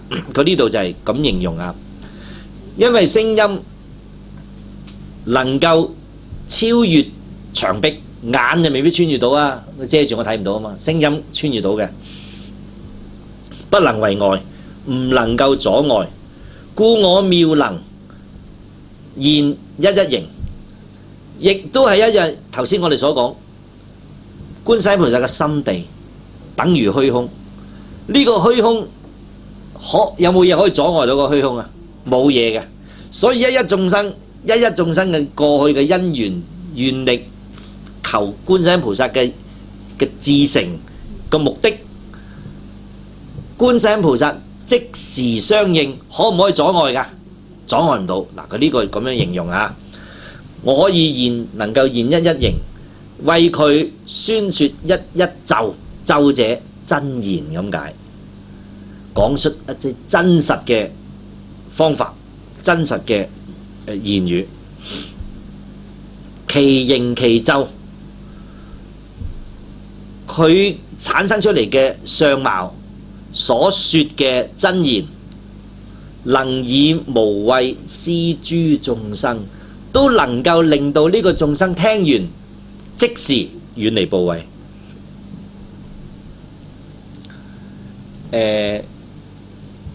最近我發覺到，即係可能成日都講經嘅關係，好多時候同好多人傾偈，好多人啲問題呢，好煩惱，好唔開心，即係講幾句説話令到佢好開心噶咯。原來真係得噶喎！原來呢，佢唔開心係佢執住啫嘛。咁菩薩能夠隨住呢個人所見嘅身相，為呢個人説佢啱聽嘅説話，解咗佢嘅苦難，講述咗真實嘅語言，所以時時能令眾生遠離怖畏，能以無畏施諸眾生，令到眾生聽完呢番説話，知道你一啲嘢，睇到你嘅樣，哎呀唔驚，呢個唔驚好犀利嘅喎，因為驚係一種業力嘅顯現啊嘛，唔驚係個業力冇咗啊嘛。其實好多時候嗰個驚係白驚嘅啫，大家唔知同唔同意啊？係咪憂慮啊？我哋講話杞人憂天啊，但係你唔驚唔得嘅喎。你發生咁嘅事，聽到咁嘅嘢，見到咁嘅現象，你唔驚唔得噶嘛？係咪啊？但係人哋講兩句咧，你就冇咗驚。原來個係咩？業力包住你，你就有驚怖。你一誦咒，一見到菩薩，菩薩為你宣説，一開悟咗，你即刻唔使再驚。而且你第日見到嗰個情況，你都唔會驚。能夠施無畏。是故十方微塵國土，所有宇宙虛空嘅微塵國土，都叫咗我做施無畏者。成日咧一見到咧，所有眾生一見到呢個菩薩，所有眾生都唔使再驚。呢個就係第二種無作妙力嘅妙功德啊！三者由我收集本妙圓通清淨本根，所遊世界皆令眾生捨身珍寶，求我哀憫。呢種係最不思議。第三者，因為我過去修耳根圓通，本妙圓通清淨嘅本根，我自己感覺到呢，就係所有修正定三摩地，唔理佢係二乘、聲聞乘、緣覺乘乃至大乘菩薩，都有一個最大嘅特點，就係將自己嘅嘢全部俾晒人。所以六波羅蜜當中以布施行先，布施為首。布施第一，菩薩已經知一切如幻，佢再入世間，佢得一個目的，佢唔係為自己嚟玩呢個世界噶嘛，佢係為救眾生啊嘛，啱唔啱啊？你點救眾生啊？你話俾佢聽，咁唔好做啊，咁做得噶啦，咁唔好做啊，咁做係咪俾啲智慧佢？你有能力嗰陣咧，哎呀，你冇嘢食，我俾你食啊！你冇錢，我俾錢啊！你痛苦，我俾你唔痛苦，係咪咁啊？係布施啊！所以財施、法施、無畏施，做乜嘢菩薩嚟？呢個世界係施語嘅。原來施語係幫助我哋將來證圓通。因為證圓通嘅人呢，同唔證圓通嘅人嘅分別喺邊呢？唔證圓通嘅人係執住嘅，係咪啊？揸住我嘅，係咪啊？證圓通嘅人點啊？放低，放低，放低。所有身外嘅物放低，所有妻兒子女可以放低，所有權位啊、福樂全部放低，生死放低，到拉尾妄念放低，清淨六根放低，五蘊放低，一切妄想塵勞都放低。咁咪顯現咯。留意下，所以呢個係捨，能捨，所以先證到圓通。唔捨嘅人可唔可以證圓通啊？點解你唔捨啊？因為有我嘛，係咪有我及我所鎖住你？你點捨呢？你唔捨嘅人可唔可以證到圓通？所以呢，如果證圓通真係想修證圓通嘅人，要知要諗下，你嚟呢個世界係乜嘢都冇，你由而家開始，你試下去返乜都冇呢種嘅精神狀態，到拉尾連呢種精神狀態都唔染，咁就容易啦。如果你仲有一個我去執住啲嘢，你想去求證圓通，無有是處，唔得嘅。因為能捨，譬如話我行菩薩道時，我已經能捨一切，但我不捨咩呢？菩薩有冇不捨㗎？冇啊！我講啲菩薩不捨俾大家聽。普賢菩薩話：不離菩提心，不捨菩薩業。不捨救度一切眾生，係嘛？嗱呢個就唔捨啦，自己乜都捨晒。嗱留意下，如果佢捨救眾生都捨咧，佢冇妙用嘅，就係因為佢唔捨。嗱佢自己嘢全部捨晒，但係救眾生佢一啲都唔捨，仲要窿窿罅罅都要去到，所以佢能夠窿窿罅罅都度到眾生。唔單止窿窿罅罅，係過去嘅窿窿罅罅，現在嘅窿窿罅罅，將來嘅窿窿罅罅都去晒嘅，所以能夠喺過去、現在、將來普能度盡一切眾生。嗱呢個就係菩薩嘅秘密，佢自己嘅嘢全部寫晒，因為冇一個真。但係為悲憫眾生故，合分無量義經從一發生，無相離一切相。但係點啊？大悲，悲憫一切眾生，常於六道輪轉不能自救。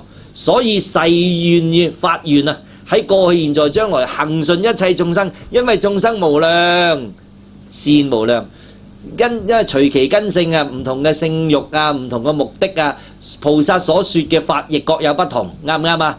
隨順眾生不同，眾生不同，說法不同，說法不同，義亦不同，所以此法門名為無量義，係咪啊？合翻呢個大乘無量義經，即係妙法蓮華經嘅妙法。所以菩薩為不捨眾生嘅呢個緣故，而能夠成就圓滿大悲，能捨自己故，能夠得解脫自在。嗱，好大嘅秘密喺度㗎，希望大家能夠掌握呢個妙法嘅心法。心法係咩？自己冇嘢，乜都可以捨，眾生一啲都唔捨得，咁解，咁就可以成就呢種大悲。因為唔捨眾生而自己捨，咁會出現啲咩現象呢？第三種不思已得成就咗啦。所有世界，佢去到邊個世界？因為佢係咪捨晒眾生，捨俾眾生啊？皆令眾生捨身珍寶。你一叫佢個名，係咪得佢呢種福德啊？咁你就自自然然，哎呀，我見到個菩薩，哎呀，我要賣花供佛啦，啊，我要布施供養啊，捨珍寶。因為你叫佢個名啊，你禮敬佢啊，呢種嘅德就會加落你度啦，自捨嘅，唔使你唔使人教，幾孤寒嘅人都捨。呢種係相應菩薩嘅功德而產生對眾生嘅改變。求我哀憫，因為我過往生為呢個眾生捨身，啱唔啱啊？為救佢。於是乎而家喺某個因緣碰翻佢，呢個人就會為我去寫嘢，兼夾見到我就求我去度佢。我哋睇下，我哋見觀音菩薩係咪產生呢種現象？初初唔識佢嗰陣唔寫啦，梗係越識咧供佛啦，越寫越多噶咯。你冇幾多好似佢咁樣為眾生捨一切噶咯，好犀利噶。嗱，留意下先啊！佢呢種係感染力，仲要係點啊？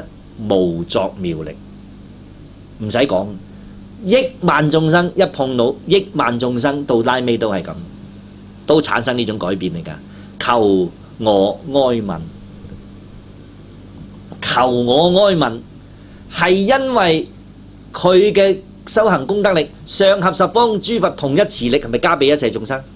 下合十方眾生同一悲仰，係咪啊？悲仰如來係咪求我哀憫啊？求下佛陀哀憫啦，求下菩薩哀憫，係咪悲仰如來啊？嗱，因為佢成就呢兩種功德，所以你一禮敬佢，一叫佢名，你冇幾耐就出現呢種現象，所有都係。所以呢種係菩薩度生嘅功德力嘅顯現。四者，我得佛心。你話佢雖然未成佛啊，佢個果報尚未成佛。但係佢嘅功德係咪等於一切諸佛啊？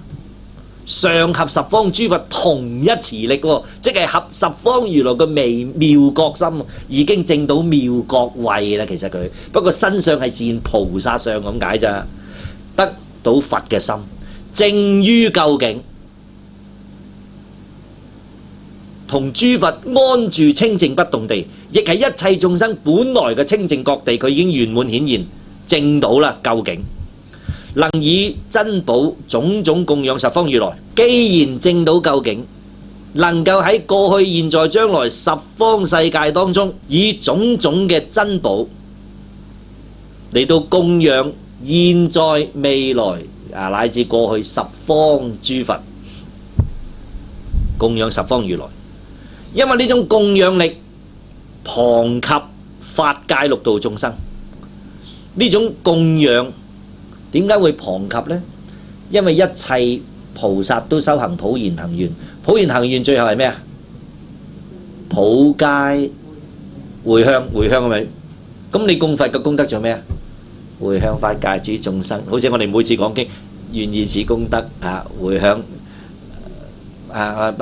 普及於一切係嘛？普及於一切，我等與眾生皆共成佛道，係咪回向啊？我哋個目的係令一切眾生啊嘛。咁我一切供養功德係咪回向法界眾生？咁咪旁及六道法界六道眾生？有冇人唔俾呢種供佛嘅功德利益到啊？即係觀世音菩薩喺過去、現在、將來喺一切佛所裏邊嘅功德，全部回向俾我哋而家過去、現在、將來所有嘅眾生，係咪每個眾生一碰到佢都得到呢種珍寶啊？係嘛？所以點解你念觀音菩薩會求財得財，求子得子，求妻得妻，求子得子，求三昧得三昧，求長壽得長壽？對唔住，呢度冇講求財啊，我加落去澄清一下先。唔係啊，佛經冇講唔加得落去㗎嘛。求妻得妻，求子得子，最開心嘅師兄求三昧得三昧，咁你求唔求啊？咁求下就得咯，係咪啊？求妻咁啊，我冇老婆，想揾個老婆得。求子我冇仔，得子。有時呢個子未必係你生嘅，但係一定係孝順子，兒子都得㗎喎，我收養都得㗎喎。好似我有個契娘啊，題外話啦，係佢基督徒嚟嘅。佢話佢人好好啊，好慈愛嘅，就寫作曲嘅啊。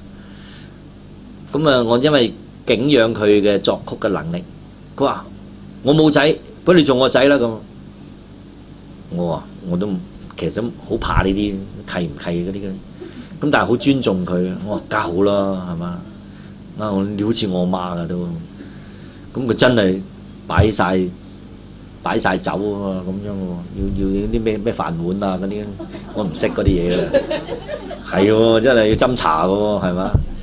咁啊契娘咧，咁佢話我成日啊求天父俾個仔我啊，我冇仔啊，佢全部都女嘅，我契咗佢先係有啲後悔。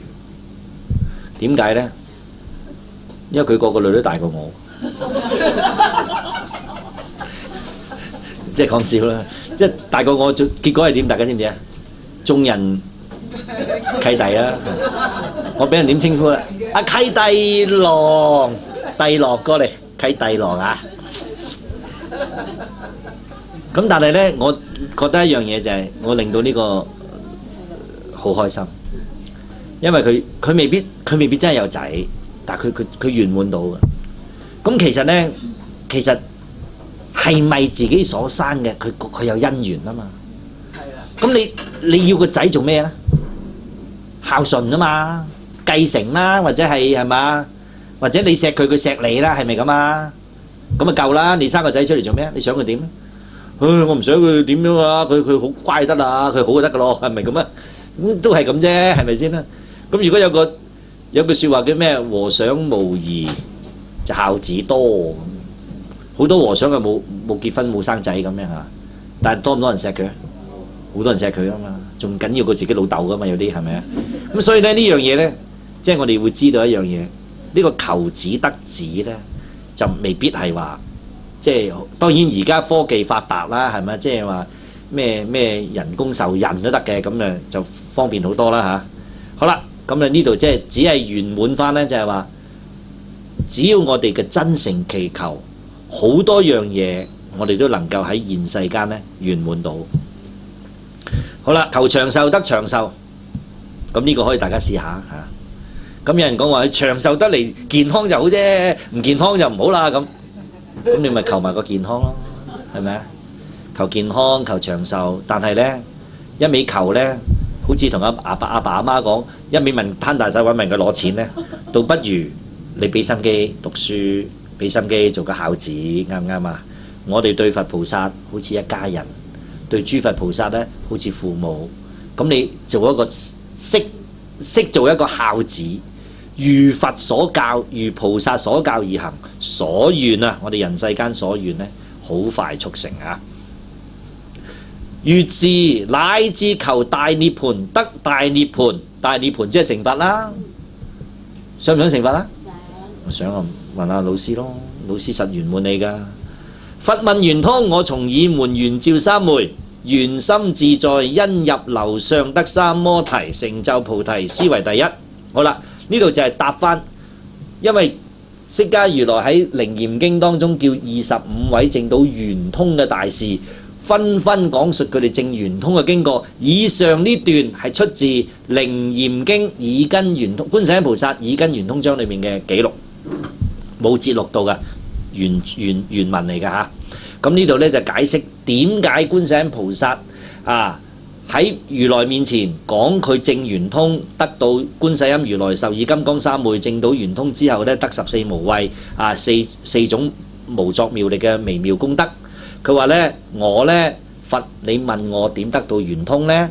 我就而家回答俾如來你聽。我從耳門，我係就耳根修嘅，到拉尾呢，我放下一切萬緣，離一切嘅妄執，圓滿遍照呢種嘅正定三摩地三昧，源於引發到我嘅心精神心性，心即係心意，達到宇宙虛空一樣自在無染咁解。因入樓上，因為一個入聖人之樓，觀破眼耳鼻舌身意非真實嘅呢個相狀。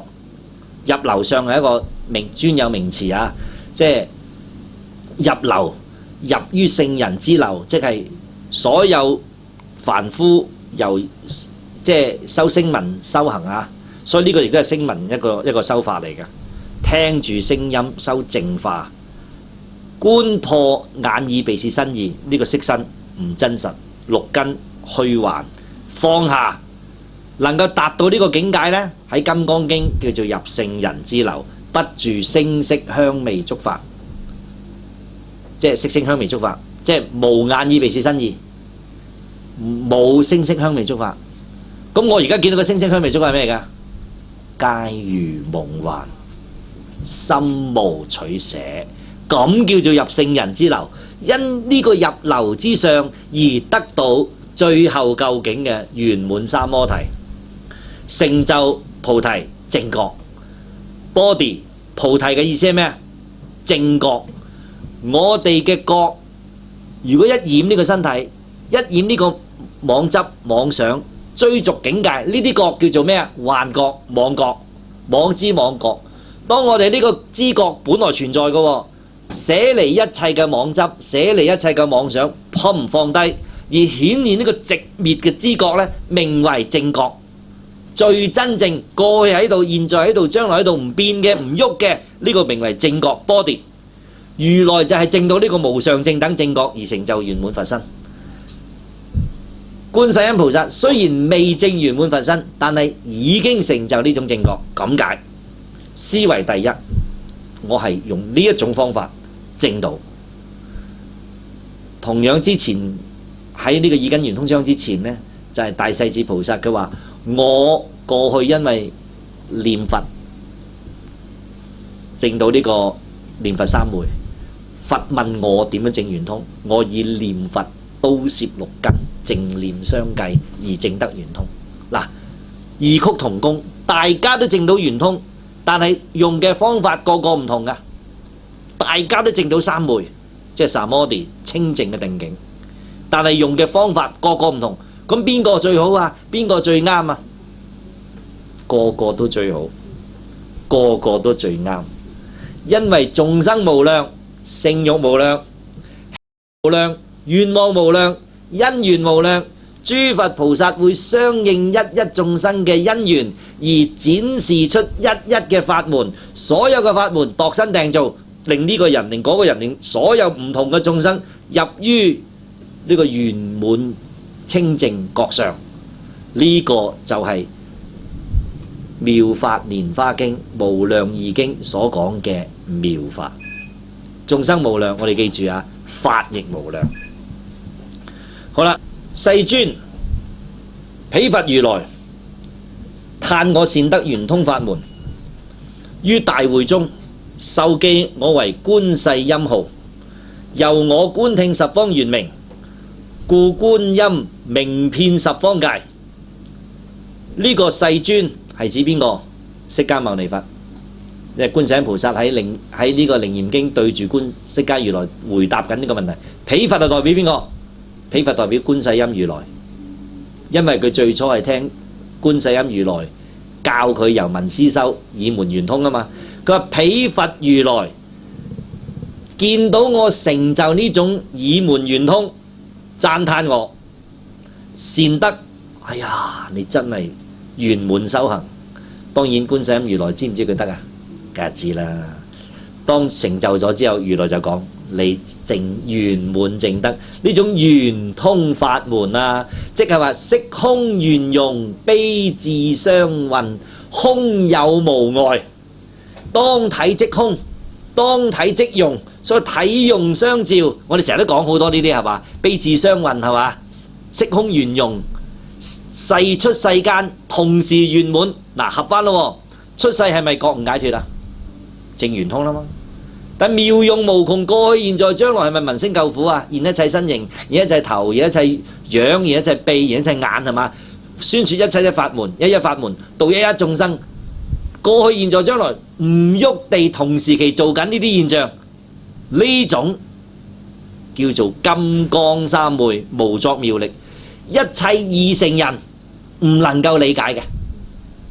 一個阿羅漢唔知，辟支佛唔知，為佛與佛乃至法王子菩薩摩薩先能夠自在任運嘅，咁解呢種法門就係妙法蓮華經所講嘅法啦，就係無量義經所講法，亦合乎金剛經所講嘅菩薩離一切相行一切善法，等於嘅，完全正等無異。大乘法係圓融嘅嚇，圓融嘅。所以佢話因為我喺觀世音如來面前得到呢個法，彼佛如來都讚我呢種圓通法門，喺大會中，喺嗰個世界當時嘅環境，更為我授記一個名。嗱，授記名號我哋喺《悲華經》裏面講過啦。當時寶藏如來亦都為呢個不遜太子取名觀世音。咁亦喺呢個現象當中，觀世音如來亦為呢個菩薩授記我為觀世音號，俾我呢個法號叫做觀世音。點解呢？因為由於我證呢種圓通有個特點，清淨嘅法體當中永遠存在一種聽聞十方嘅妙力喺度嘅，妙力啊，圓明圓滿通達光明遍照，所以整個宇宙虛空觀音嘅名傳遍十方世界。有冇世界冇觀音菩薩嘅？冇。我哋睇下自有佛法開始，有佛法嘅流傳，尤其我哋嘅中土，有冇人中國人未聽過觀音㗎？你估聽過觀音都成佛？你話呢個世界有幾多人會成佛？係咪唔使擔心啊？其實不過係而家呢段時間出現呢個相咁解啫嘛。所以觀音名遍十方，地藏經佛叫觀世音菩薩宣揚讚歎地藏王菩薩真功德，亦喺妙法蓮華經當中，或喺無數個經典當中，亦勸發所有菩薩摩訶薩要宣揚讚歎觀世音菩薩嘅名號，啱唔啱啊？所以觀世音菩薩嘅名號同樣係等於十方諸佛嘅功德，啱唔啱？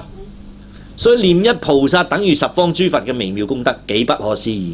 所以能夠有因緣親近，有因緣禮敬供養讚歎，或依地呢個以門圓通修行啊！以門圓通就係觀世音菩薩親自講教化眾生嘅修行法門嚟嘅。嚴格嚟講啊，咁我哋話我哋未必明㗎喎，咁我哋未必明點依妙法蓮華經釋迦如來嘅教法修行呢？遇到觀音菩薩，你會點做啊？一時禮拜都好啊，一時禮拜都 OK 嘅喎。咁何況盡形受禮拜得唔得？盡形受歸依，盡形受去禮敬供養佢。咁你將來係咪會得見無量諸佛咧？咁你仲有欲求現在未來人生嘅嘢難題，佢又搞得掂；出世解脫，佢又搞得掂。我發大誠心行菩薩道，好快證得如來嘅境地，佢都搞得掂。我哋諗一諗，我哋喺世間去邊度揾一個咁嘅老師？原來我哋查實隨手可得。嗱，未有因緣呢，我哋冇咁透徹認識觀世音菩薩。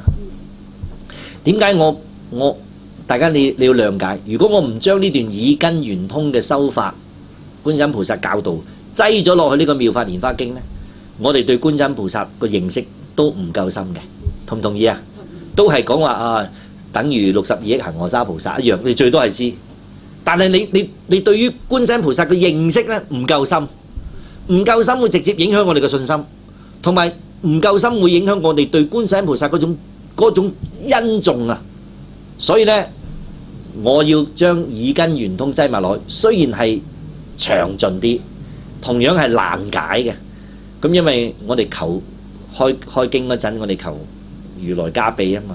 咁我發覺如來係護念，我講得好暢順，同埋我講得好仔細，同埋咧等大家咧明白，真係句句都明嘅。好難以根圓通，好難句句明嘅喎，真係喎，唔係同你講笑喎。你真係句句都明到啊！最緊要知道佢裏邊講緊嘅意思，同埋我哋最緊要得到個答案係咩？我哋日後點同呢個菩薩相處啊？啊，呢個先係希望大家好好去思維一下，唔好如入寶山空手回，啱唔啱？你如入寶山空手回，我又白講，你又白聽，咁唔會噶嘛。咁啊，大家嚟得嘅，或者喺網上聽得嘅，或者將來睇碟睇到嘅，呢啲係咩人嚟㗎？